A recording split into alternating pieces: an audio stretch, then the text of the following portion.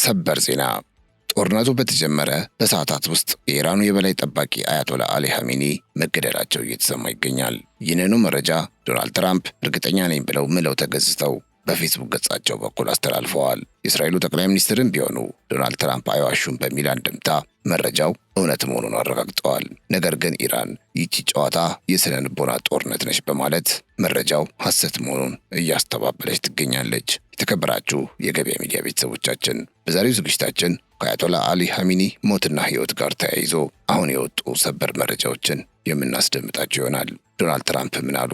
ከአያቶላ ኻሜኒ ሞት ጋር ተያይዞ እንዲህ እርግጠኛ ሊሆን የቻሉበት ምክንያትስ ምንድን ነው? የእስራኤሉ ጠቅላይ ሚኒስትር ቤንያሚን ኔታንያሁ የኻሜኒ የአስክሬን ፎቶ ደርሶኛል ያሉበት አጋጣሚስ ምንድን ነው የሚለውን ጨምረው ሌሊቱን የወጡ ሰበር መረጃዎችን ወደ እናንተ የምናደርስላችሁ ይሆናል። በሌላ በኩል ለኢትዮጵያውያን የተላለፈ እጅግ አንገብጋቢ መልእክት አለ። ከውጭ ጉዳይ ሚኒስቴር የተላለፈው ይህ መልእክት ጦርነቱ በተከሰተበት አካባቢ ለሚኖሩ ኢትዮጵያውያን እህት ወንድሞች የተላለፈ ጥብቅ መረጃ ነው። በመረጃችን መጨረሻ ላይ እናስደምጣችኋለን። መልእክቱን ሰምታችሁ ለሌሎች ኢትዮጵያውያን ሼር ማድረጋችሁን እንዳትረሱ።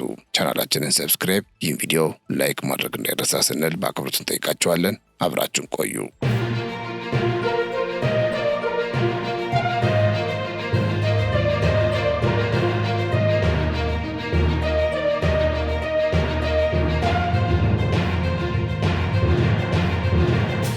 ከአያቶላ ኻሜኒ ሞት በፊት ግን ተባብሶ ስለቀጠለው የኢራን የበቀል እርምጃ አንድ አጠር ያለች መረጃ እናስደምጣችሁ። ኢራን በታሪክ ለመጀመሪያ ጊዜ በግማሽ ቀን ብቻ ከ7 በላይ ሀገራት ላይ ሚሳኤል በተኮሰችበት በዛሬው ዕለት ምሽቱንም ጥቃቷን አጠናክራ ቀጥላለች። በዚህም ከኢራን ጥቃት ሰለቦች አንዷ የተባበሩት አረብ ኤሚሬትስ ዩኤኢ ስትሆን ከጠዋቱ የቀጠለ ጥቃት ምሽቱን እያስተናገደች ነው። በተለይም በዱባይ ዓለም አቀፍ ኤርፖርት ዲኤክስቢ በአንድ የመንገደኞች ማረፊያ ላይ ጥቃት ደርሶ 4 ሰዎች መጎዳታቸው ተሰምተዋል። መጠነኛ የንብረት ጉዳትም ደርሷል ተብሏል። በምስሉ ላይ የምትመለከቱትንና ኤርፖርት ውስጥ የነበረውን ሁኔታ የሚያሳይ ቪዲዮ አልጀዚራ አጋርቷል። እስካሁን የኢራንን ጥቃት ተከትሎ በዱባይ እንዲሁም በአቡዳቢ አውሮፕላን ማረፊያዎች ሁሉም በረራዎች ለጊዜው የተቋረጡ ሲሆን የመንገደኞች ደህንነትን ለመጠበቅም የኤሚሬትስ አየር ክልል በከፊል ተዘግቷል። የተባበሩት አረብ ኤሚሬትስ መንግስት ሁሉም በረራዎች እስከሚቀጥለው ማስታወቂያ ድረስ ስለተሰረዙ ሰዎች ወደ አውሮፕላን ማረፊያ ከመሄድ እንዲቆጠቡ አሳስቧል። በሌላ በኩል የሀገሪቱ መከላከያ ሚኒስቴር ከኢራን የተተኮሱ 132 ሚሳኤሎችን መውደሙንና 195 ድሮኖችን ጥቃት ሳያደርሱ ማክሸፉን ማስታወቁን የወጡ መረጃዎች ያሳያሉ።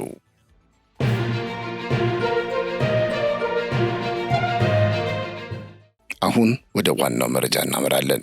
የኢራኑ የበላይ መንፈሳዊ መሪ አያቶላ አሊ ኻሜኒ መገደላቸው እየተሰማ ይገኛል። የአሜሪካው ፕሬዝዳንት ዶናልድ ትራምፕ በይፋዊ የፌስቡክ ገጻቸው ባስተላለፉት መልእክት የ86 ዓመቱ መሪ በጦርነቱ መጀመሪያ ሰዓታት ውስጥ በተሰነዘረባቸው ጥቃት መገደላቸውን በይፋ አረጋግጠዋል። ትራምፕ በመልእክታቸው እንዳስተላለፉት ኻሜኒ በታሪክ ውስጥ ካሉ እጅግ ክፉ ሰዎች አንዱ እንደነበሩ በመጥቀስ ሞታቸው ለኢራን ሕዝብና ለአሜሪካውያን ፍትህ ነው ሲሉ ነው የመገደላቸውን ሁኔታ እርግጠኛ ሆነው የተናገሩት። ከፕሬዝዳንት ትራምፕ መግለጫ ደቂቃዎች ቀደም ብለው የእስራኤሉ ጠቅላይ ሚኒስትር ቤንያሚን ኔታንያሁም ኻሜኒ መገደላቸውን የሚያሳዩ በርካታ ምልክቶች ደርሰውኛል ብለው ነበር። ኔታንያሁ በንግግራቸው የኻሜኒ መኖሪያ ቅጥር ግቢ ሙሉ በሙሉ መደምሰሱን ጠቅሰው መሪው ከእንግዲህ በሕይወት የሉም የሚል ጠንካራ እምነት እንዳላቸው ተናግረዋል። ኻሜኒ በተጨማሪ የኢራን አብዮታዊ ዘብ ከፍተኛ አዛዦችና የኒውክሌር ፕሮግራም ቁልፍ ሰዎች መገደላቸውንም ነው ኔታንያሁ ያስታወቁት። ሆኖም የኢራን መንግስት ይህንን መረጃ ውሸት እንደሆነ በማስተባበል መሪው በሕይወት እንዳሉና በጽናት ጦሩን እየመሩ መሆናቸውን በመግለጽ ላይ ይገኛል። የኢራን የውጭ ጉዳይ ሚኒስትር አባስ አራግቺ ኻሜኒም ሆኑ ፕሬዝዳንቱ በጥሩ ጤንነት ላይ እንደሚገኙ ተናግረው ዘገባዎቹ የስነ ልቦና ጦርነት አካል መሆናቸውን ገልጸዋል። የኢራን የውጭ ጉዳይ ሚኒስትር አባስ አራግቺ ከሀገራቸው ሚዲያ ጋር ባደረጉት ቃለ ምልልስ እኔ እስካወቅኩት ድረስ የ86 ዓመቱ ኻሜኒ በሕይወት እንዳሉና በጽናት እየመሩ መሆናቸውን በመግለጽ የኻሜኒ መኖሪያ ሙሉ በሙሉ ተደምስሷል የሚለውን የኔታንያሁ መግለጫ ውድቅ አድርገዋል። ነገር ግን የአሜሪካ ፕሬዝዳንት ዶናልድ ትራምፕ የኢራኑ የበላይ መሪ አያቶላ አሊ ኻሜኒ በሀገራቸው ላይ በተሰነዘረው የአየር ጥቃት መገደላቸውን የሚገልጹ ዘገባዎች ትክክል እንደሆኑ በማመን ይህ መረጃ እውነት እንደሆነ ከ10 እሰጠዋለሁ ሲሉ ነው ከኤንቢሲ ኒውስ ጋር ባደረጉት የስልክ ቃለ ምልልስ ያስታወቁት። ትራምፕ ውሳኔ ሰጪ የኢራን አመራሮች በአብዛኛው መጥፋታቸውን በመጥቀስ የተሰነዘረው ጥቃት ከፍተኛ ጉዳት ማድረሱን በግልጽ ተናግረዋል። ፕሬዚዳንቱ ሐሚኒ ብዙ ሰዎችን በመግደልና ሀገር በማፍረስ ወንጀል ተጠያቂ መሆናቸውን በመግለጽ የጥቃቱ ዓላማ አሜሪካንና አጋሮቿን ከኢራን ስጋት ለመጠበቅ መሆኑን አስገንዝበዋል። የእስራኤል ጠቅላይ ሚኒስትር ቤንያሚን ኔታንያሁ በበኩላቸው ሐሚኒ በሕይወት እንደሌሉ የሚያሳዩ በርካታ ምልክቶች መኖራቸውን በይፋ በመግለጽ የትራምፕን አቋም ደግፈዋል። ምንም እንኳ እስራኤል ይህንን መግለጫ ብትሰጥም የኤንቢሲ ኒውስ ዘገባ እንደሚያመለክተው የበላይ መሪው መሞታቸውን የሚያሳይ በእርግጠኝነት የተረጋገጠ የመረጃ ምንጭ እስካሁን አልተገኘም። ከጥቃቱ ጥቂት ሰዓታት በኋላ የኢራኑ የውጭ ጉዳይ ሚኒስትር አባስ አራግቺ መሪው በሕይወት እንዳሉ በመግለጽ የሞት ሪፖርቱን ውድቅ ለማድረግ ሞክረዋል። በዚህም የኢራን መንግስት አያቶላ አሊ ሐሚኒ መገደላቸውን የተናፈሰውን መረጃ አጥብቆ በመቃወም ይህ ዘገባ ሙሉ በሙሉ የምዕራባውያን የሥነ ልቦና ጦርነት አካል መሆኑን አስታውቋል። የኢራን ባለሥልጣናት ይህንኑ ለማረጋገጥ መሪው በጥሩ ጤንነት ላይ እንደሚገኙ ቢናገሩም እስካሁን ድረስ ግን ሐሚኒ በአካል በቴሌቪዥን ቀርበው መግለጫ ለመስጠታቸው መረጃውን አጠራጣሪ አድርጎታል ተብሏል። በኢትዮጵያ ሰዓት አቆጣጠር ከምሽቱ 1 ሰዓት ላይ አያቶላ አሊ ሐሚኒ በቴሌቪዥን ቀርበው መግለጫ ይሰጣሉ ተብሎ በሮይተርስ የዜና ወኪል የተዘገበው መረጃ ሳይሳካ በመቅረቱ የመሪው ሕልውና ላይ ያለውን ጥርጣሬ ይበልጥ አባብሶታል። ይህ የመሪው በአካል መታየት አለመቻል እስራኤልና አሜሪካ የሰነዘሩት ጥቃት ከፍተኛ ኢላማውን የጠበቀና በመሪው ላይ እውነተኛ ጉዳት ያደረሰ መሆኑን የሚያሳዩ ምልክቶችን ይበልጥ ያጠናክራቸዋል ተብሏል። የኢራን ባለስልጣናት መሪው በጥሩ ጤንነት ላይ እንዳሉ ቢናገሩም በተባለው ሰዓት በሕዝብ ፊት አለመቅረባቸው የመንግስትን መግለጫ ታማኒነት ከፍተኛ ጥያቄ ውስጥ ጥሎታል።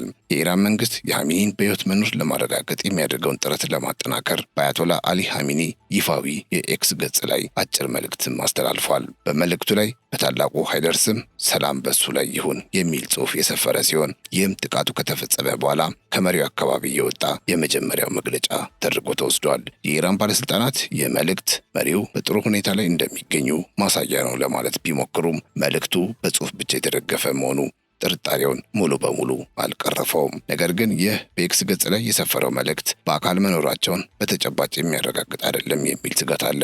የደህንነት ተንታኞች እንደሚገልጹት የትዊተር አካውንት በሌላ የቡድን አባላት ሊዘወር የሚችል በመሆኑ ከዚህ ቀደም በቴሌቪዥን ቀርበው መግለጫ የመስጠት ባህል ካላቸው መሪ እንደመሆኑ መጠን በአካል አለመታየታቸው የሞታቸውን ዜና ይበልጥ አጠራጣሪ አድርጎታል። ስለዚህ የጽሑፉ መልእክት የእስራኤልና የአሜሪካ መግለጫዎች በአስተማማኝነት ሁኔታ ውድቅ ለማድረግ በቂ ማስረጃ ሆኖ አልቀረበም ተብሏል።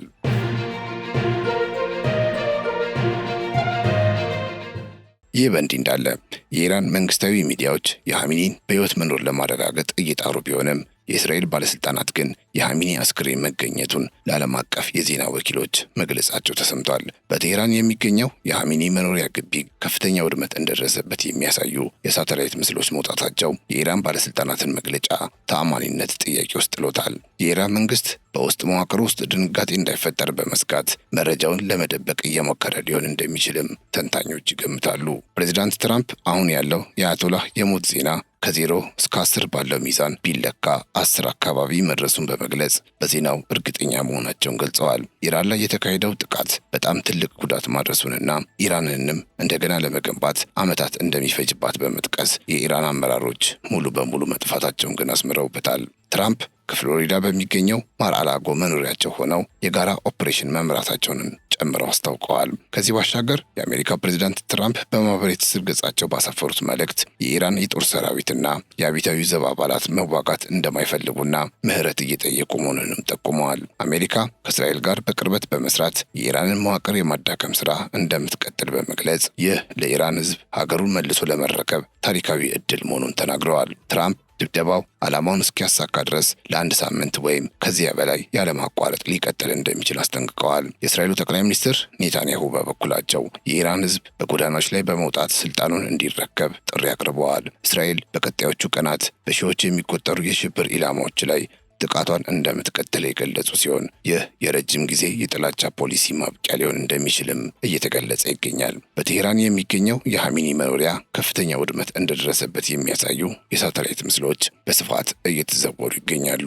የኢራን የውጭ ጉዳይ ሚኒስትር መሪው ደህና ናቸው የሚል መግለጫ ቢሰጡም የሁኔታው አሳሳቢነት በዓለም አቀፍ ደረጃ ከፍተኛ ስጋት ግን ደቅኗል። ከፍተኛ የእስራኤል ባለስልጣናት ለሮይተርስ ዜና ወኪል እንደገለጹት የሐሚኒ አስክሬን ተገኝቷል የሚል መረጃ ቢኖርም እስካሁን ድረስ በተአማኒ ገለልተኛ አካል ግን አልተረጋገጠም። የኢራን ባለስልጣናት ሁኔታውን ለመቆጣጠር ቢሞክሩም የሃሚኒ በአካል አለመታየት ግን ጉዳዩን አጠራጣሪ አድርጎታል። የኢራን ዜጎች መንግስታቸውን እንዲረከቡ ጥሪ ያደረጉት ትራምፕ ይህ አጋጣሚ ለትውልድ የሚቆይ ብቸኛው እድል መሆኑን በመጥቀስ ህዝቡ እንዲንቀሳቀስ አበረታተዋል። በሪፐብሊካን የኮንግረስ አባላት በኩል ጥቃቱ አድናቆት ቢቸረውም ዲሞክራቶችና አንዳንድ ሪፐብሊካኖች ትራምፕ ያለ ኮንግረስ ፍቃድ እርምጃ በመውሰዳቸው ከፍተኛ ተቃውሞ እያሰሙ ነው። እነዚህ ህግ አውጪዎች በሚቀጥለው ሳምንት የጦርነት ስልጣን ድምፅ እንዲሰጥ ለማስገደድ እየተዘጋጁ እንደሚገኙ ዋሽንግተን ፖስት ዘግቧል። በአጠቃላይ የኢራን የበላይ መሪ አሁናዊ ሁኔታ ምን እንደሆነ በእርግጠኝነት ለመናገር የሚያስችል ግልጽ መደምደሚያ ይህንን ዘገባ እስካጠናከርንበት ሰዓት ድረስ ማግኘት አልቻልንም። ነገር ግን የትራምፕ መግለጫን ጨምሮ በሌሎች ዓለም አቀፍ ሚዲያ ተቋማት ላይ እየወጡ የሚገኙ መረጃዎች መሞታቸውን የሚያሳዩ ናቸው። በሌላ በኩል አልሞቱም፣ በሕይወት አሉ የሚሉ መረጃዎችና የኢራን ማስተባበያ ግን አሁንም እንደቀጠሉ ናቸው። ይህ ታሪካዊ ኩነት የመካከለኛው ምስራቅን የፖለቲካ ካርታ በአዲስ መልክ ሊቀይረው የሚችልበት ከፍተኛ እድል ያለው በመሆኑ የዓለም አቀፉ ማህበረሰብ በትኩረት እየተከታተለው ይገኛል። ከዚሁ ጋር ተያይዞ ይህንኑ ጉዳይ ጨምሮ ከእስራኤልና ከኢራን ጦርነት ጋር ተያይዞ የሚወጡ አዳዲስ መረጃዎችን እየተከታተልን ወደ እናንተ የምናደርስላችሁ ይሆናል።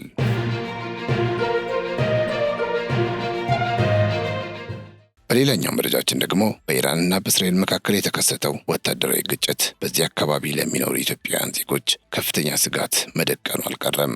ይህንኑ አስፈሪ ሁኔታ ተከትሎ የኢትዮጵያ የውጭ ጉዳይ ሚኒስትር ዜጎች ከፍተኛውን የጥንቃቄ እርምጃ እንዲወስዱ አጣዳፊ ጥሪ አስተላልፈዋል። ሚኒስትሩ ዜጎች በየቤታቸው እንዲቆዩና ከአካባቢው ባለስልጣናት የሚሰጡትን ደህንነታዊ መመሪያዎች በትኩረት እንዲተገብሩ አሳስበዋል። ይህም በጦርነቱ ቀጠና ውስጥ የሚገኙትን ኢትዮጵያውያን ሕይወት ለመጠበቅ የተወሰደ የመጀመሪያው የጥንቃቄ እርምጃ ነው። የውጭ ጉዳይ ሚኒስትር የመካከለኛው ምስራቅ ኤዥያና የፓሲፊክ ሀገራት ዳይሬክተር ጀኔራል አምባሳደር ደዋኖ ከድር መንግስት ቀውሱን ባንክሮ እየተከታተለ መሆኑን ለቲክቫ ኢትዮጵያ በሰጡት ቃል አረጋግጠዋል። አምባሳደሩ ዜጎች በአካባቢያቸው የሚሰጡ መመሪያዎችን በጥንቃቄ እንዲከታተሉ በማሳሰብ አሁን ባለው ሁኔታ ከዜጎች የሚጠበቀው ከፍተኛ ጥንቃቄ ማድረግ ብቻ መሆኑን አስገንዝበዋል። መንግስት አስፈላጊውን ድጋፍ ለማድረግ ዝግጁ መሆኑን የገለጹት ዳይሬክተር ጀነራሉ ዜጎች ደህንነታቸውን በተጠበቀ ቦታ እንዲቆዩ ይመክራሉ።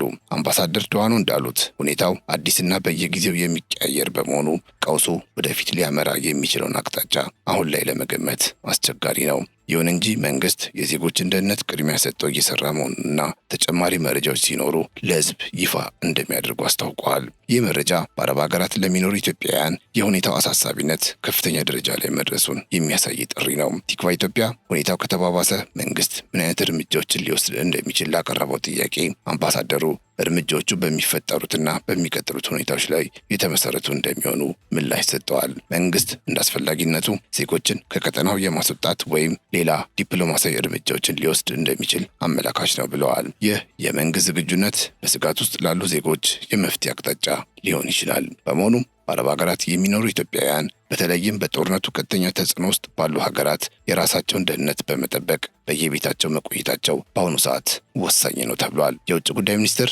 መረጃዎችን በአግባቡ በመከታተል ከሚሰጡት መመሪያ ጋር በተጣጣመ መልኩ መንቀሳቀስ ደህንነትን ለማረጋገጥ ብቸኛው መንገድ ነው ብለዋል። ይህ ተደጋጋሚ ጥሪ የዜጎችን ሕይወት ለመታደግ ያለመ ነው። በጠቅላላው የመካከለኛው ምስራቅ ሁኔታ ወደ አለመረጋጋት እያመራ በመሆኑ ኢትዮጵያውያን የራሳቸውን ደህንነት ለመጠበቅ የሚያደርጉት ጥረት የሁሉንም ትኩረት ይሻል። መንግስት የሚያደርገው ክትትልና ድጋፍ እንደተጠበቀ ሆኖ ዜጎች የሁኔታውን አሳሳቢነት በመረዳት ከፍተኛ ጥንቃቄ ማድረግ ይኖርባቸዋል። የወደፊቱ ሁኔታ አሁን ባለው መረጃ ላይ ተመስርቶ የሚወሰን ይሆናል። ይህ ጥሪ በአረብ ሀገራት ለሚገኙ ኢትዮጵያውያን ወቅታዊና ወሳኝ በመሆኑ ሁሉም ሰው መመሪያዎችን እንዲያከብር ይመከራል። የመንግስት የክትትል ጥረትና የዜጎች ጥንቃቄ ተደምሮ የአደጋውን መጠን ይቀንሷል ተብሎ ይታመናል።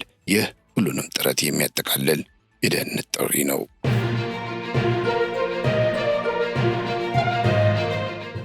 የተከበራችሁ የገበያ ሚዲያ ቤተሰቦቻችን ለዛሬ ያዝንላችሁ ሰበር መረጃ ይህንን ይመስል ነበር። አብራችሁን ስለነበራችሁ እጅግ እናመሰግናለን። ቻናላችንን ሰብስክራይብ፣ ይህን ቪዲዮ ላይክ ማድረግ እንዳይረሳ። በያላችሁበት ሰላም